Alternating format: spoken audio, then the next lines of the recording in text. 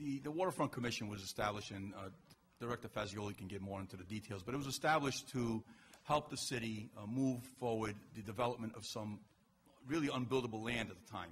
You know, brownfields, former oil tanks, all this stuff.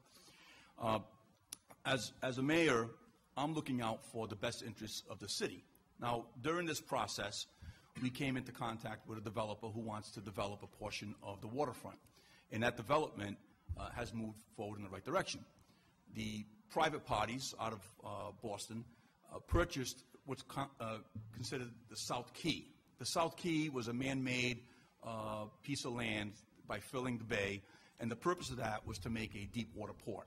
Now, as the state starts to move towards the renewable energy and wind farm development in our region, not only our region, we're talking about all along the East Coast, they're looking for suitable lay-down areas. And we recently went to a conference up in Boston, and all the major developers were there, and they were all speaking about the same thing. They need a place where they can have lay-down areas to assemble these windmills, wind turbines, and to eventually bring them out to their positions out in the ocean. Now, we were lucky.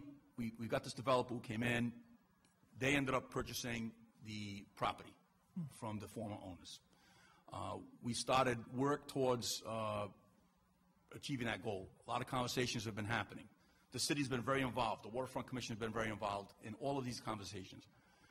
Then one day, out of the blue, with no knowledge or no information to not only the landowner, but to myself as the person who represents the voters of East Providence and who's looking out for the best interest of the city of East Providence, we find out that this property is before the State Properties Commission to be condemned and taken by eminent domain by the Narragansett Bay Commission, without so much as being informed of this process.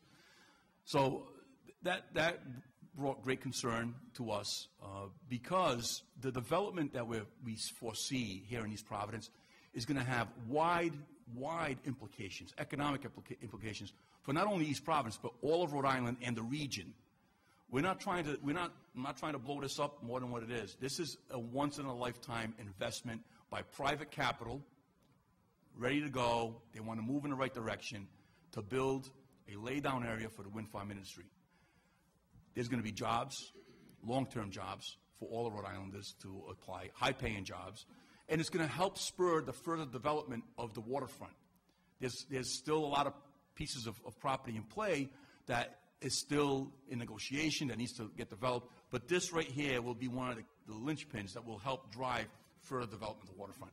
So I understand that the bill needs to be reworked and maybe fine-tuned, but I look at the Waterfront Commission similar to how we look at the I-195 Commission. So you've got the state I-195 Commission, which was modeled after our Waterfront Commission. Then you've got the Quonset Point Commission. These commissions are working in the best interest of the state. So think about this for a minute. When you have this commission that's trying to work in the best interest of the state to develop our waterfront, to develop a resource that's really limited, there's not many buildable waterfront parcels throughout the state, especially one that would provide a deep water port. So we have a very important state interest here, economic development, not only for East Providence, but for all of the state, for the whole region when it comes down to the wind farm industry.